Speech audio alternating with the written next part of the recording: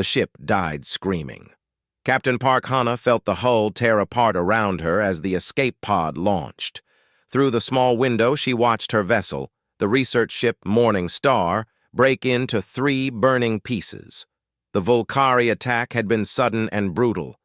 Their weapons had cut through the shields like they were made of paper. The pod shook violently as it entered the atmosphere of Cathara 7. Hana gripped the harness straps until her knuckles turned white. Red warning lights flashed across every surface. The computer kept repeating the same message in a calm voice that seemed wrong given the situation. "Critical damage. Landing will be rough. Brace for impact." Rough was an understatement. The pod slammed into the forest canopy with enough force to knock the air from Hana's lungs. Trees cracked and splintered. The pod tumbled, rolled, and finally crashed into the ground with a sound like thunder. Then everything went silent, except for the ringing in Hana's ears. She hung upside down in the harness for a moment, trying to remember how to breathe. Pain shot through her left shoulder. Her vision swam with dark spots, but she was alive. That was something. It took 10 minutes to free herself from the wreckage. The emergency kit had survived, a small blessing. Inside, she found a medical scanner, 3 days of rations, a water purifier, 1 plasma pistol with 2 charge packs, and an emergency beacon. The beacon's display showed red, damaged. It was transmitting, but the signal was weak. Any rescue ship would have to be close to detect it. Hana looked around at the alien forest. The trees were massive, with bark that seemed to shift between deep purple and black. The leaves were a dark crimson color, and they moved even though there was no wind. The air smelled strange, like metal and flowers mixed together. 2 suns hung in the sky, 1 orange and 1 pale yellow, creating odd shadows that fell in multiple directions. She checked her data pad. It still worked, though the screen was cracked. The file on Cathara 7 was limited. Frontier world. Multiple predator species, contested territory. The Volcari had claimed it 3 years ago, but other species disputed that claim. Great. She had crashed in the middle of someone else's war. The first night, Hana found a small cave and sealed the entrance with debris. She ate half a ration bar and tried not to think about how alone she was. The sounds of the forest were unsettling. Things howled in the distance. Other things screamed. She heard crashes and roars that suggested very large creatures moving through the darkness. Morning came too slowly and too quickly at the same time. Hana spent the second day exploring, looking for water and shelter. She found a stream that the purifier said was safe. She also found signs that made her blood run cold. Claw marks on trees, huge gouges that went deep into the wood, bones scattered across a clearing, picked clean, and territorial markers that looked like they had been painted with something dark and thick. The Volcari were here. They were hunting these forests. That afternoon, following the stream deeper into the forest, Hana heard something that made her stop. It was a weak sound, almost like crying. She knew she should keep moving, stay hidden, find better shelter. But the sound pulled at something in her chest. It reminded her of when she was young, before the colony raid that killed her family, before she learned that sometimes you survive by being alone. The cave entrance was narrow, easy to miss. The sound came from inside. Hana drew her plasma pistol and activated the light attachment. The beam cut through the darkness as she moved forward carefully. The cave smelled bad, like death and blood. Her light found the source of that smell first. The body of a massive creature lay against the far wall. It looked like a tiger from Earth, but larger and with 6 legs instead of 4.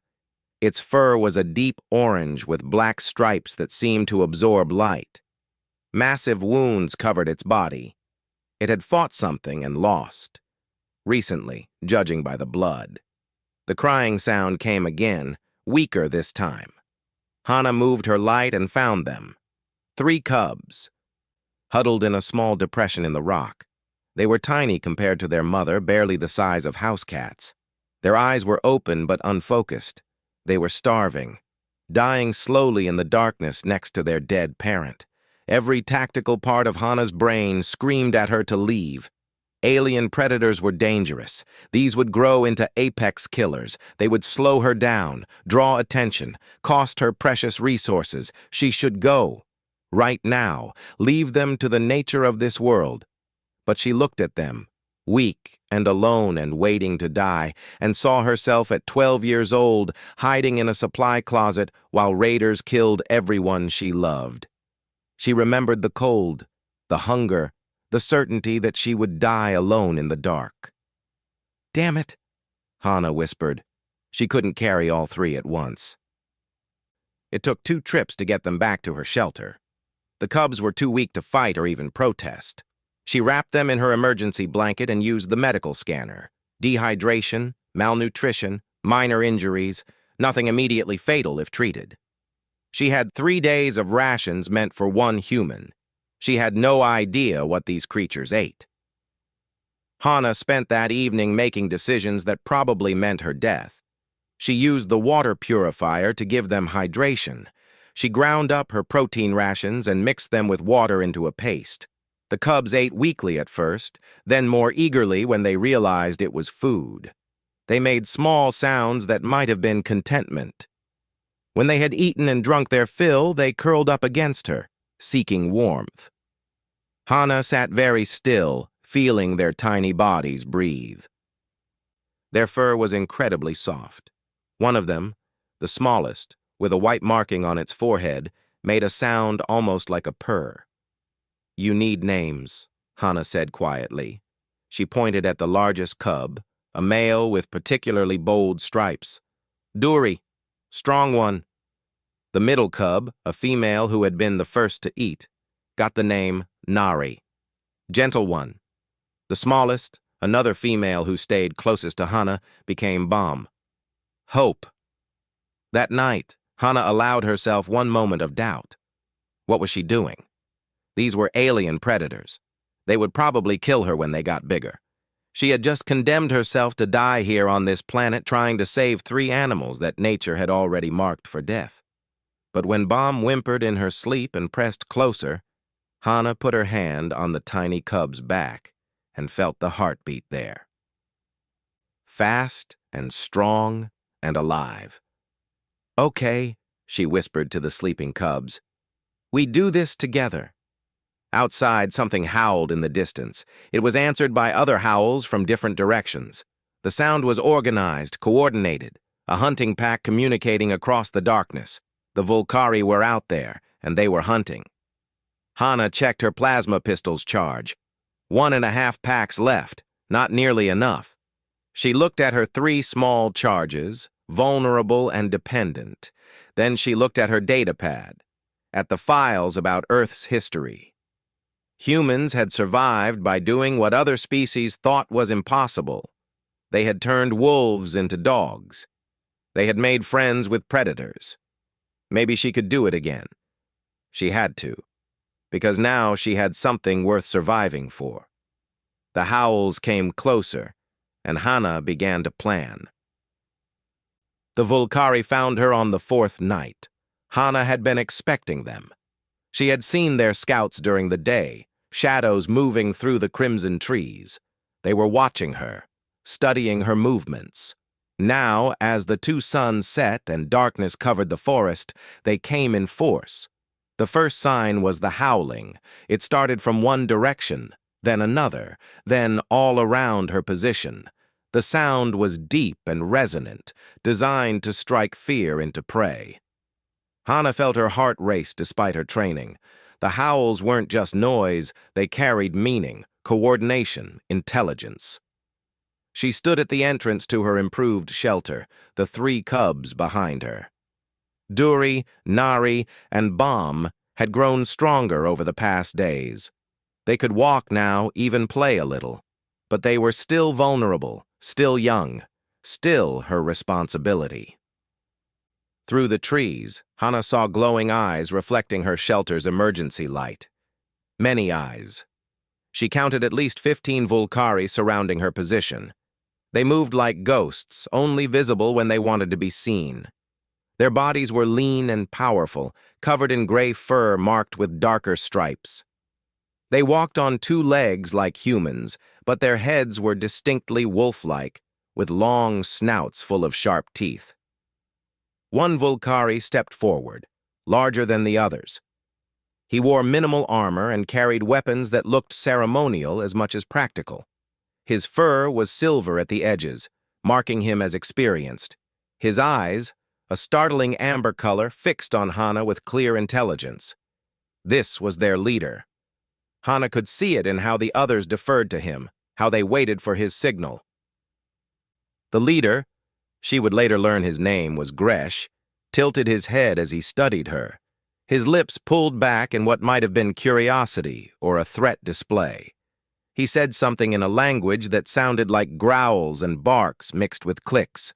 The words meant nothing to Hana, but the tone was clear. A question.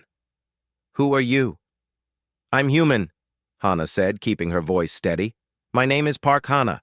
My ship crashed. I mean no harm to your territory." Gresh's ears swiveled forward, catching her words. He spoke again, and this time Hana heard a word she recognized, a term from the Galactic trade language. Pray? So they knew trade language, at least some of it. That was something. "No," Hana said firmly. "Not pray."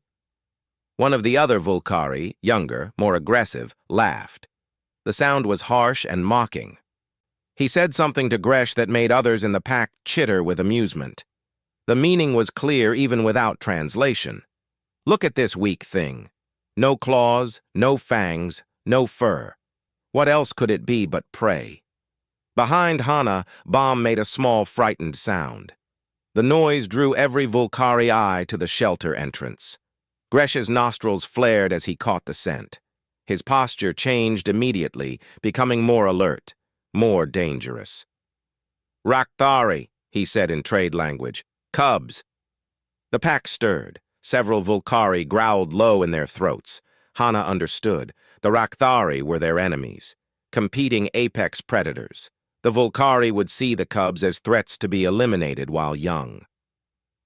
"They're under my protection," Hana said. She moved to block the entrance completely, making her intentions clear. The aggressive young Volcari, Vorn, she would learn later, took a step forward. He bared his teeth fully now, weapons raised. The message was obvious. Move or be moved. Hana didn't move. Instead, she reached slowly for her datapad, keeping her other hand visible and non-threatening.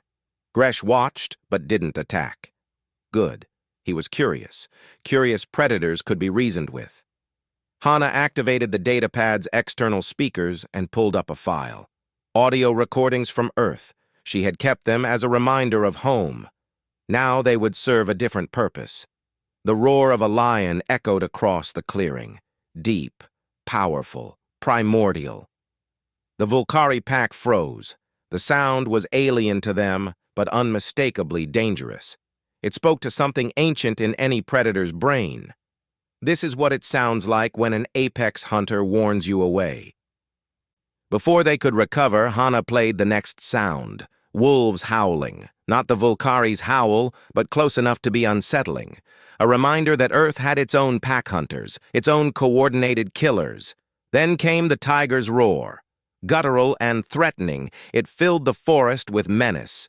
The Rakthari cubs behind Hana stirred, responding to something in the sound even though they had never heard it before. Hana let the silence hang for a moment, then activated her suit's holographic projector. It was damaged, so the images flickered and distorted, but they were visible. Around her shelter, ghostly shapes appeared. Lions, wolves, tigers, bears, sharks, eagles, all of Earth's apex predators, displayed in a rotating showcase. "Human," Hana said, speaking slowly in trade language. "Earth predator. We walk with killers. We hunt with hunters. We teach monsters to protect us." She gestured at the holograms. "These are pets, friends, family. We turned the deadliest things on our world into companions. It was a bluff, of course. Humans had domesticated some predators, yes, but it had taken thousands of years and careful breeding. She was making Earth sound far more dangerous than reality. But the Volcari didn't know that. They saw the images, heard the sounds, and wondered. Gresh stepped closer, his eyes fixed on the hologram of a wolf. He said something in his own language, then switched to trade words. You make pack with predators? Yes, Hana lied confidently. It's what humans do. We don't run from killers. We make them family. The young Vorn clearly didn't believe it. He snarled something dismissive and took another aggressive step forward. But Gresh held up a hand, stopping him. The pack leader's eyes hadn't left Hana's face. He was thinking, calculating. Finally, Gresh made a decision. He spoke a command, and the pack began to withdraw into the shadows. Vorn protested, but a sharp bark from Gresh silenced him. Within moments, the Volcari had melted back into the forest. Only Gresh remained visible for a moment longer. He stared at Hana, and she stared back. Neither looked away. It was a test of sorts. Prey looked away from predators.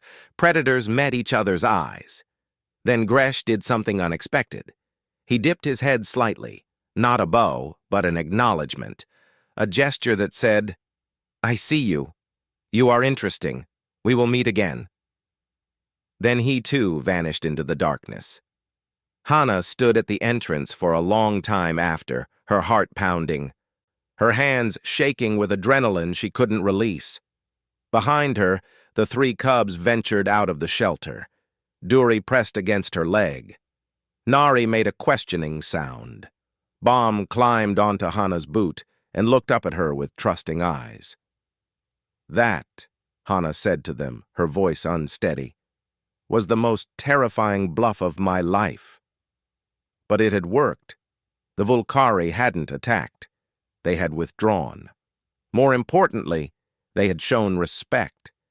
Gresh had seen her as something other than prey. Not an equal, perhaps, not yet. But not food either. Something new, something worth understanding. Over the following days, Hana saw signs that the Volcari were watching. Tracks near the stream where she collected water, broken branches at perfect vantage points. Once, she found a dead forest creature left near her shelter. Fresh meat, cleanly killed. A gift or a test? She took the meat and fed it to the growing cubs. They ate eagerly, their strength increasing daily. They were starting to look less like helpless babies and more like young predators. Their paws were getting bigger. Their teeth were sharper. When they played, she could see the hunters they would become. Hana documented everything on her data pad, the Volcari behavior, the cubs' growth, her own survival tactics. If she died here, at least there would be a record. But increasingly, she found herself thinking not about death, but about possibility. What if she could really do it? What if she could build a bridge between species? Humans had done it on Earth with wolves and wildcats. Those relationships had changed both species forever. Could it happen here, across the stars, with aliens? The question kept her warm at night when the howls echoed through the darkness. And when Duri learned to howl back in his small, squeaky voice, Hana laughed despite everything. Maybe, just maybe, this insane situation could work out. In the shadows between the trees, Gresh watched and wondered the same thing. The emergency beacon chirped weakly on the 14th day.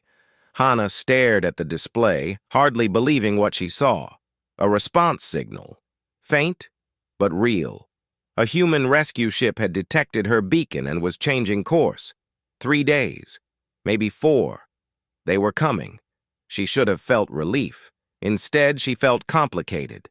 The Rakthari cubs had grown substantially. Duri was now the size of a large dog, his muscles developing under his orange and black striped fur. Nari was nearly as big, her movements becoming more graceful and deadly each day. Even Bomb, the smallest, had grown fierce and quick. They followed Hana everywhere, learning from her, depending on her. What would happen to them when rescue came? Human ships wouldn't take 3 apex predator cubs aboard. Leaving them here meant their death. They weren't old enough to survive alone, and the Volcari would kill them on sight. But she couldn't ask her rescuers to wait while 3 alien tigers grew to adulthood. The problem became urgent when the food ran out. Hana's rations were gone. The cubs needed to eat daily now, large amounts. The small creatures near the shelter weren't enough anymore. She needed to hunt something substantial, which meant venturing deeper into Volcari territory. It was risky, but staying meant starvation. She prepared carefully. Her plasma pistol was down to 1 charge pack. She had a knife she'd made from pod wreckage. And she had 3 young Rakthari who were learning to hunt. It would have to be enough. The hunting ground was a valley 2 hours from shelter. Hana had scouted it days before and seen herds of large herbivores, 6-legged creatures with tough hides and dangerous horns. One would feed the cubs for days. She just had to bring one down without getting killed. The cubs moved quietly through the forest now, their natural stealth emerging.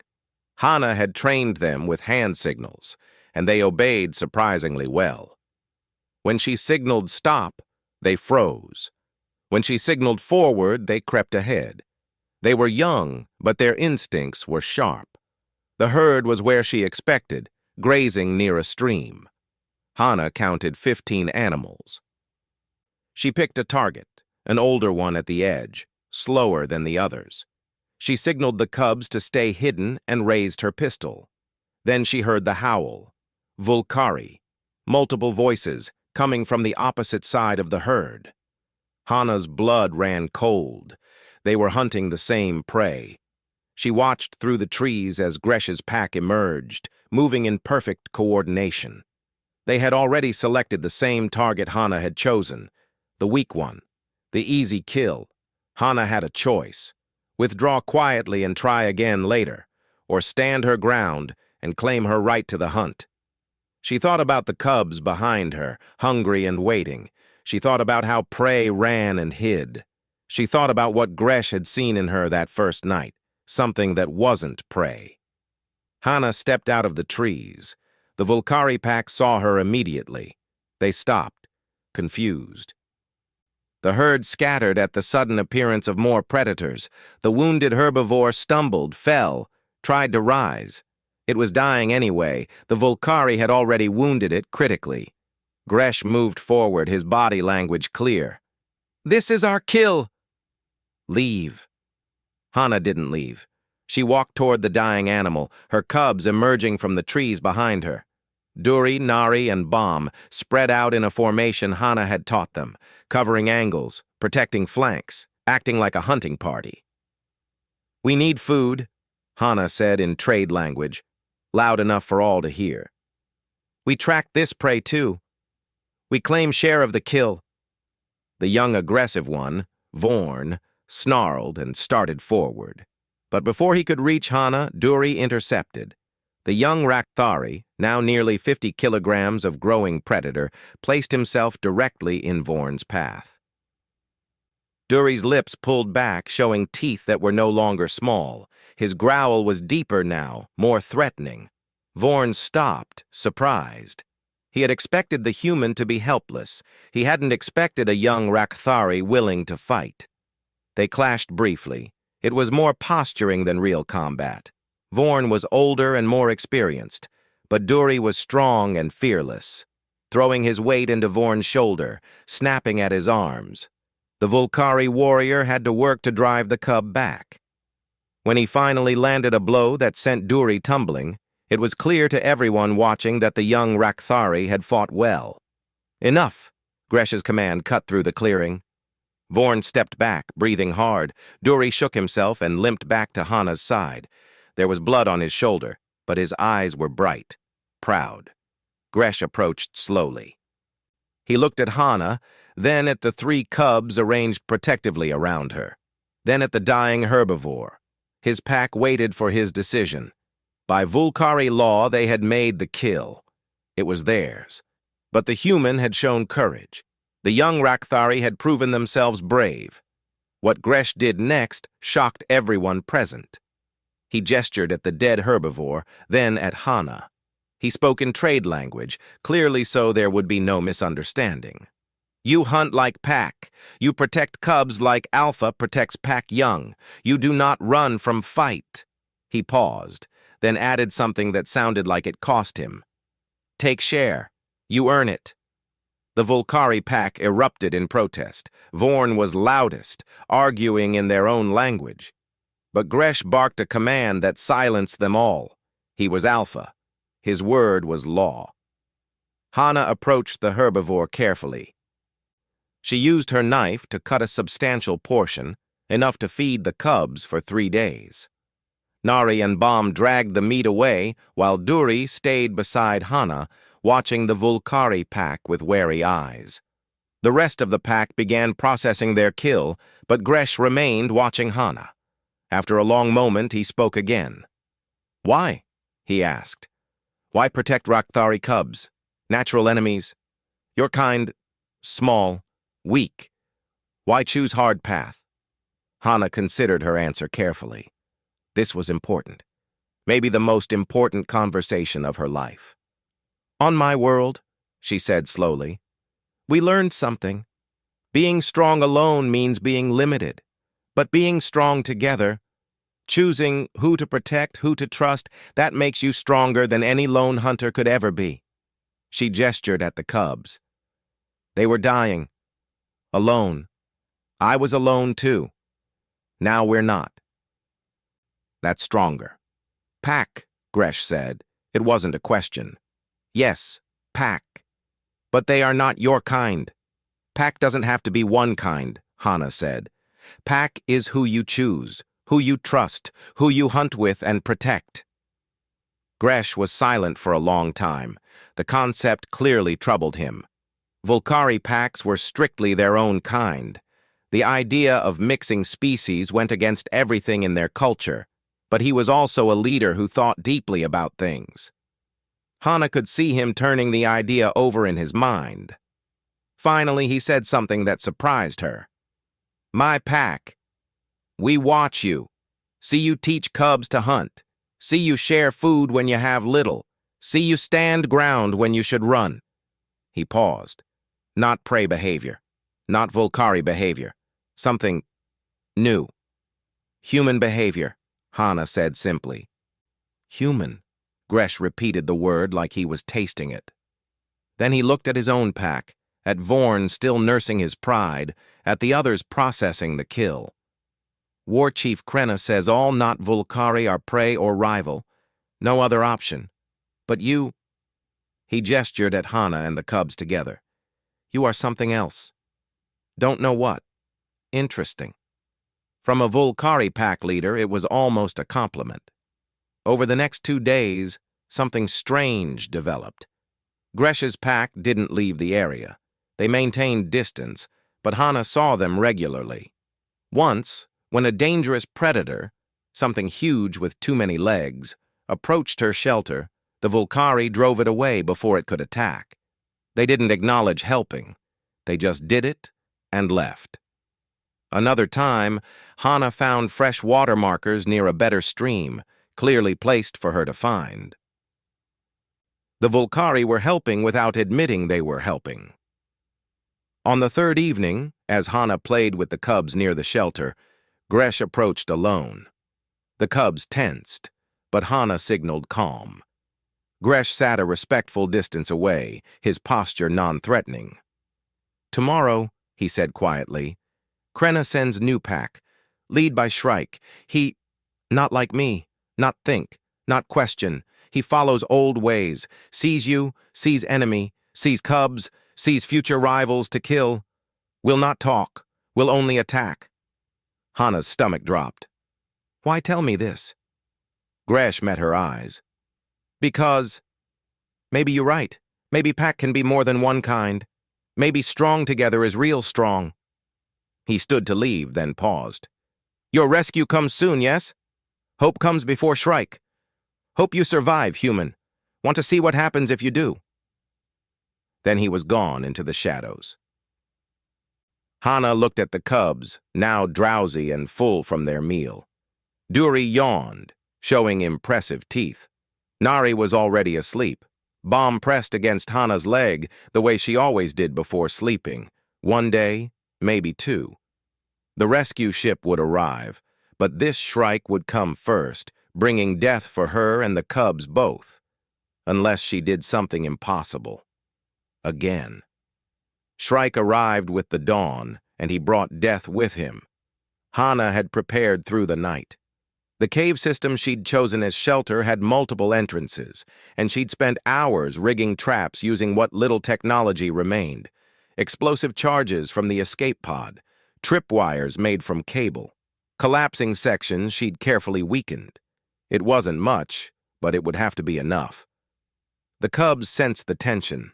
Duri paced near the main entrance, his muscles coiled and ready. Nari had positioned herself at the secondary tunnel, her eyes reflecting the dim emergency lights. Bomb stayed closest to Hana, the smallest but perhaps the smartest of the three. She watched Hana's hands, waiting for signals. The attack came without warning or ceremony. 20 Vulkari warriors poured into the cave system from multiple entrances simultaneously. They moved with brutal efficiency, weapons raised, howling not to intimidate, but to coordinate. These weren't Gresh's thoughtful hunters. These were soldiers, killers. Shrike led from the front, larger than Gresh, covered in scars, his armor painted with marks Hana didn't recognize but understood meant death. His eyes found her immediately, and there was nothing in them but contempt.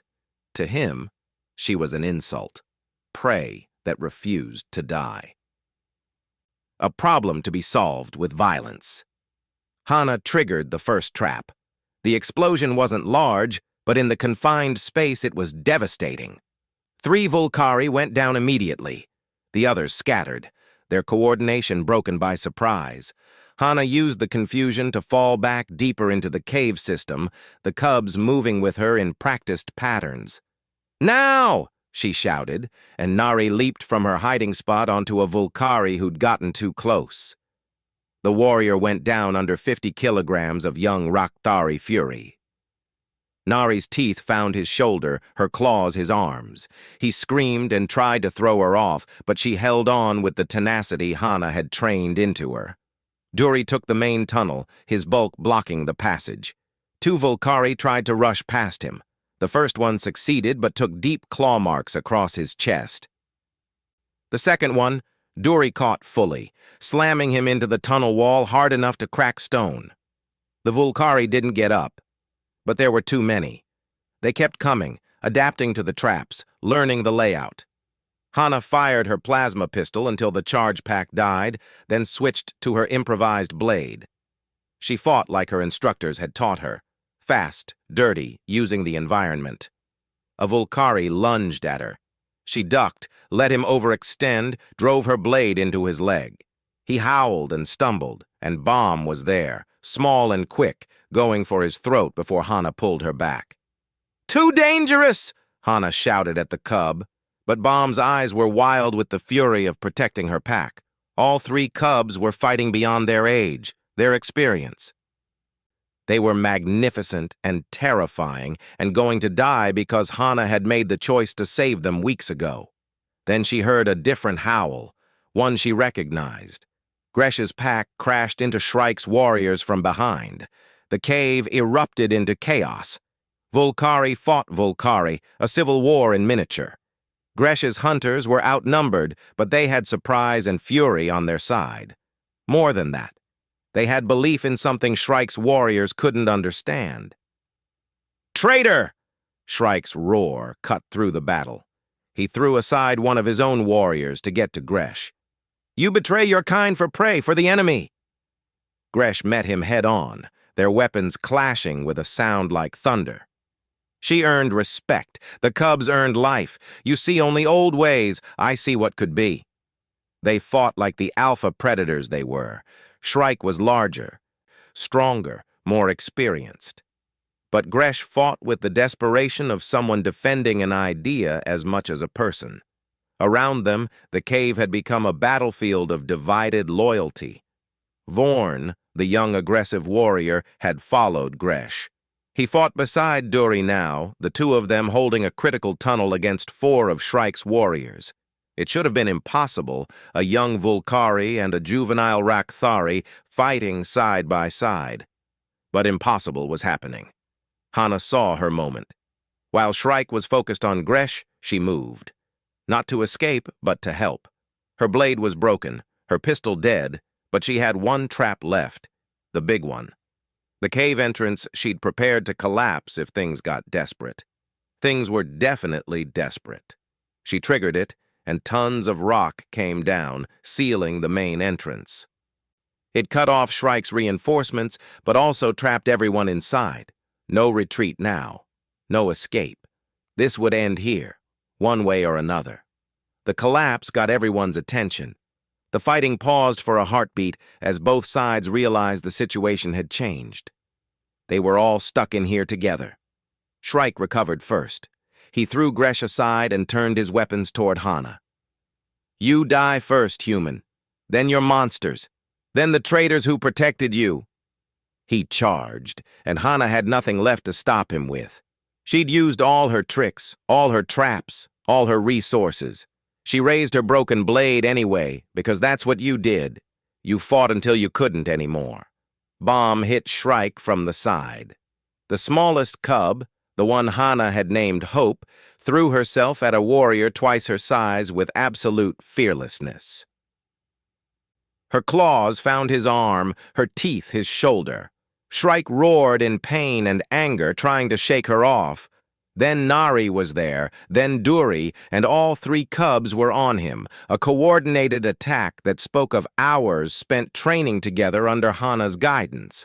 But Shrike was a veteran warrior. He'd killed Rakthari adults. 3 cubs, no matter how brave, wouldn't stop him. His blade came up, aimed at Bomb's exposed neck. Gresh's weapon intercepted it. The 2 alpha warriors locked together again, face to face. No, Gresh growled. You will not kill cubs who fight with honor. You will not kill human who earned respect. You represent old ways. I challenge you for pack leadership. A formal challenge. Hana knew enough Volcari culture to understand what that meant. One-on-one combat, to the death or submission. The pack would follow the winner. No interference. Shrike's laugh was harsh. Gladly. The fight was brutal. Shrike had strength and experience. Gresh had speed and conviction. They crashed through the cave, their pack members scrambling aside. Blades sparked off armor. Claws drew blood. Each was trying to kill the other, but there was a strange respect in how they fought. This was what Volcari culture was built on. Combat that determined leadership, hierarchy, right of rule. Hana watched, holding her breath. The cubs pressed against her. They were all wounded, all exhausted, but they were alive. However this ended, they'd survived to see it. The tide turned when Shrike made a mistake. He lunged too aggressively, overconfident. Gresh sidestepped, fast as lightning, and his blade found the gap in Shrike's armor. Not a killing blow, but deep. Painful. Weakening. Shrike stumbled, tried to recover. Gresh pressed the advantage, raining blows that drove the larger warrior back, until Shrike's shoulders hit the cave wall and there was nowhere left to go. Gresh's blade touched Shrike's throat. One thrust, and it would be over. Yield, Gresh commanded. Shrike's eyes were wild with fury and disbelief. Everything he believed in said he should fight to death rather than submit. But Gresh's blade was steady, and his own blood was pooling on the cave floor. Slowly, painfully, Shrike lowered his weapons. I yield, he forced out. Gresh stepped back. Leave. Tell Krenna that this human, these cubs, and any who choose to follow me are under my protection. Tell her the old ways are not the only ways. Tell her change is coming whether she wants it or not. Shrike staggered toward one of the unsealed exits, his surviving warriors following. At the entrance, he turned back. "You will regret this, Gresh. All of you." Then he was gone. The remaining Volcari, Gresh's pack, and those who had defected from Shrike during the battle, stood in the damaged cave. They looked at Gresh, then at Hana and the cubs. Nobody spoke. The enormity of what had just happened was settling in. They had just fought their own kind, for a human, for Rakthari cubs. They had chosen a new path, and there was no going back. A sound broke the silence, the emergency beacon chirping urgently. Hana checked it with shaking hands. The rescue ship was close. Very close. Minutes, maybe. "They're here," she said quietly. "My people." Gresh nodded slowly. He was wounded, bleeding from a dozen cuts, but his eyes were clear. "What now, human? You leave? We stay. Krenna will send more warriors. Many more." Hana looked at him, then at Vorn and the others who had fought beside them. She looked at Duri, Nari, and Bomb, her cubs, her family. Then she made a decision that probably made her crazy. "What if you came with me?" she said. "Not forever, just to meet my people, to show them what we did here, what's possible." Gresh's ears lifted in surprise. "You would take Volcari onto human ship?" "I would take friends," Hana corrected. "Pack members, if you want to be that." Outside, the sound of engines filled the air. The rescue ship was landing. Gresh looked at his warriors, reading their expressions, then back at Hana. Slowly, deliberately, he lowered his head in that same gesture he'd given her the first night. Respect, acknowledgement. "Yes," he said simply. "We come." And somewhere in the universe, something impossible became possible. Captain Kim Tae-yang stood at the landing ramp of his rescue ship, staring at the scene before him with complete bewilderment. He'd come to extract one survivor from a crashed survey vessel. Instead, he found that survivor standing alongside 7 wolf-like aliens, 3 tiger-like predator cubs, and what looked like the aftermath of a small war. "Captain Park Hana?" he asked carefully, his hand near his sidearm. "That's me," Hana said. She looked terrible, covered in blood, both alien and her own, her uniform torn, exhaustion written across her face, but her eyes were clear and determined. "Permission to bring guests aboard." "Sir?" "Guests," Tae-yang repeated flatly. "You mean the Volcari, the species that destroyed your ship?" "Different group," Hana said. "It's complicated." That was an understatement. It took 3 hours to explain everything, and even then Tae-yang looked like he didn't believe half of it. But the evidence was undeniable. The Volcari warriors stood peacefully alongside Hana.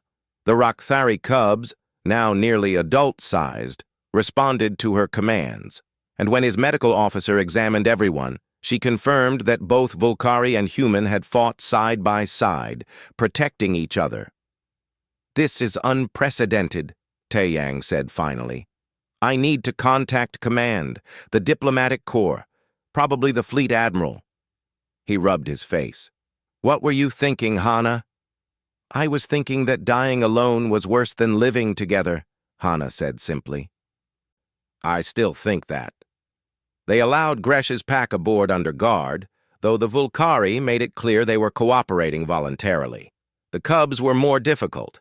They didn't want to be separated from Hana and caused minor chaos in the cargo bay until she came down to calm them.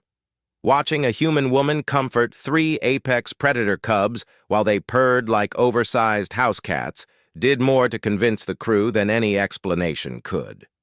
The journey back to human space took 4 days. During that time, word of what happened spread. By the time they reached the diplomatic station, a media circus was waiting. The Galactic Council had called an emergency session, and War Chief Krenna had declared Gresh and his pack traitors, demanding their immediate execution. Ambassador Choi Minho met them at the station. He was a thin man with sharp eyes and a reputation for impossible negotiations. He looked at Hana's assembled group, human, Volcari, and Rakthari, and smiled slightly.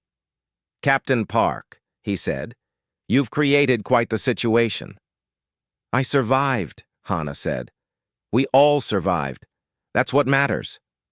Survival is one thing, changing galactic politics is another. Minho gestured them toward a conference room. Krenna wants blood. Half the council thinks you've created a dangerous precedent. The other half thinks you've discovered something valuable. My job is to figure out which one is true. The meeting that followed was tense. Gresh spoke for his pack, explaining their choice in careful trade language. Volcari taught that strength is dominance. Kill or be killed, prey or predator, no other option. He gestured at Hana. Humans showed different way. Protect weak, they become strong. Choose pack, pack chooses you back. Fight together, survive together. Pretty words, Krenna's voice came through the communication system. The war chief appeared as a hologram, larger than life, radiating menace. But they changed nothing. You betrayed your kind, Gresh. For that, you and your followers will die. Then you'll have to go through us, Taeyang said quietly. Hana looked at him in surprise. The captain met her eyes and shrugged. They fought to save one of my officers. That makes them allies in my book. And mine, Ambassador Minho added. The human government formally recognizes Gresh's pack as refugees seeking asylum. Any attack on them is an attack on human territory. Krenna's snarl was audible even through the transmission. You protect traitors. Make enemies of all Volcari. Or, Hana said, standing up, we make friends with Volcari who want something better. Your choice, Krenna. The war chief's eyes fixed on Hana. For a long moment, silence filled the room. Then Krenna leaned forward. You are bold for prey, human. But boldness dies easily. I will prove your way is weakness. I will come to that planet you claim. I will destroy your settlement. And when I do, the galaxy will remember. Only the strong through conquest deserve to survive. The transmission cut off. Minho let out a long breath. Well, that could have gone better. She's coming, Gresh said. His voice was steady, but Hana could see the weight on him. We'll bring many warriors, attack settlement before it can grow strong. Then we make it strong fast, Hana said. We build what we talked about. A place where different species live together, learn from each other, become stronger together. You're talking about the settlement on Cathara 7, Minho said. The proposal in your report. You really think it can work? I know it can. Hana looked at Gresh and his pack, at Duri, Nari, and Bomb. Because we already did it. We just need to do it bigger. Over the next 2 months, the impossible happened. Humans began constructing a settlement in the territory where Hana had crashed. More Volcari, hearing of Gresh's stand, defected from Krenna's armies to join him. Some came alone. Some brought their families. All came seeking something different than endless war. The Rakthari, as they matured, became protectors of the settlement. Duri, Nari, and Bomb were the first, but others of their species, drawn by their presence, came to investigate. What they found, peace with humans and Volcari, intrigued them. It wasn't easy. There were fights, misunderstandings, cultural clashes that nearly broke everything apart. But Hana mediated, Gresh enforced order, and slowly, impossibly, a community formed. Then Krenna came with her army, 50 Volcari warriors, 3 warships. Shrike, recovered from his wounds, led the ground assault. They came at dawn, just like before, but this time they faced something unprecedented. The settlement's defenders weren't just human marines, though Taeyang had made sure plenty of those were present. They weren't just Gresh's Volcari, though his pack had grown to 20 strong. They weren't just the Rakthari, though Duri and his siblings had become formidable adults. They were all of these, fighting together. The battle was fierce. Shrike's forces were experienced and brutal, but the defenders had something Krenna's army didn't understand: coordination across species. Humans provided technology and long-range support. Volcari used their pack tactics and terrain knowledge. Rakthari held critical positions with their strength and ferocity, and they communicated, shared information, covered each other's weaknesses. Humans weren't as strong as Volcari, but Volcari didn't have human technology. Volcari weren't as powerful as Rakthari, but Rakthari didn't have Volcari pack coordination. Together they became something greater than the sum of their parts. Hana found herself in command of a mixed unit, 3 humans, 4 Volcari, and Nari. They defended the settlement's eastern approach, where Shrike's main force was pushing hardest. "They're trying to flank!" one of the human marines shouted. "Vorn, take your pack around," Hana ordered. "Cut them off." Vorn, the young aggressive warrior who once wanted to kill her, grinned and howled. His pack melted into the forest, appearing moments later behind the flanking force. The enemy scattered in confusion. Nari took down a Volcari warrior twice her size, her Rakthari strength overwhelming his weapons. One of Hana's marines saved a Volcari pack member from a sneak attack. A Volcari warrior pulled a wounded human to safety under heavy fire. Everyone protected everyone. That was the rule Hana had established. That was what made them strong. The battle turned when Shrike and Gresh met again, this time on open ground with their forces around them. Both sides stopped to watch. This wasn't just about territory anymore. It was about ideology, about whether the old way or the new way would prevail. They fought with everything they had, but this time, Shrike wasn't facing a conflicted Gresh in a cave. He was facing a leader who had found purpose, who fought not just for survival, but for belief. And when Gresh's blade finally found its mark, driving Shrike to his knees, the message was clear. "Yield," Gresh commanded again, "or die for a cause that's already lost." Shrike looked around. His warriors were surrounded, exhausted, watching their leader defeated. Some had already thrown down their weapons. The human Volcari-Rakthari alliance had proven itself in combat.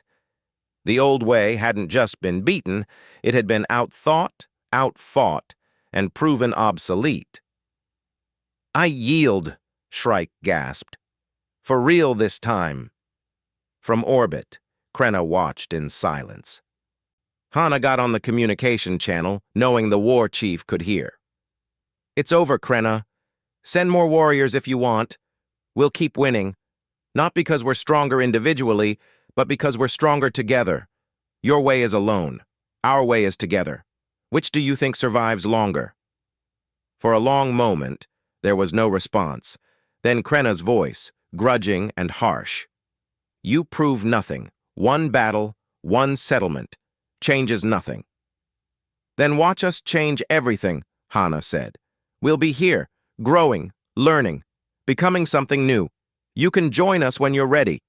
Or you can stay angry and alone. Your choice." The transmission ended. Krenna's ships withdrew, taking Shrike and his remaining warriors. The settlement had survived. More than that, it had won. That evening, as the settlement celebrated and mourned its losses in equal measure, something remarkable happened. Gresh stood at the center of the settlement and howled. It was a victory howl, a pack-bonding howl, a celebration of survival. Duri, Nari, and Bomb joined in, their Rakthari roars blending with the Volcari howls. And Hana, standing among her friends, human and alien both, added her own voice to the chorus. It wasn't the same sound as the others. Human vocal cords didn't work like Volcari or Rakthari, but it was her contribution to the pack song, and it mattered. Others joined in, human marines howling badly but enthusiastically, more Volcari adding their voices, even some of Shrike's defeated warriors, choosing to stay and see what this new way offered, howled tentatively. The sound carried across the forest, into the night, up to the stars. It was the sound of something new, not human, not Volcari, not Rakthari. All of them together. A new kind of pack. A new way of being strong. 6 months later, Ambassador Minho returned with representatives from 5 other species. They wanted to see this settlement that was changing everything. They wanted to learn how it worked. Some wanted to join. Hana, now officially the settlement's director, showed them around. Humans and Vulkari working together on construction. Rakthari cubs playing with human children under careful supervision. Mixed patrols keeping the settlement safe. A school where young of all 3 species learned together. "How do you make it work?" one ambassador asked. "We don't make it work," Hana said. "We let it work. We respect each other's strengths. We cover each other's weaknesses. We remember that being different doesn't mean being enemies." She smiled. "And we howl together. That helps." That evening, she sat with Gresh, Duri, and her original pack. They looked out over the settlement they'd built. 3 species living as one community. "Think Krenna will ever join us?" Hana asked. "Maybe," Gresh said. "When she sees we're not weak. Just different kind of strong." Duri, now massive and powerful, rested his head on Hana's lap like he'd done as a cub. Some things didn't change, even when everything else did. "We did it," Hana said quietly. "We actually did it." "We survived," Gresh corrected. "Together. That's what pack does." And as the settlement's lights glowed in the darkness and the sounds of 3 species living in harmony filled the air, Hana knew he was right. They had survived. They had thrived. They had proven that the galaxy's deadliest predators could choose a different path. The alien wolves had howled at the human. Her tiger cubs had joined in, and together they had created a new sound, the sound of tomorrow, the sound of hope.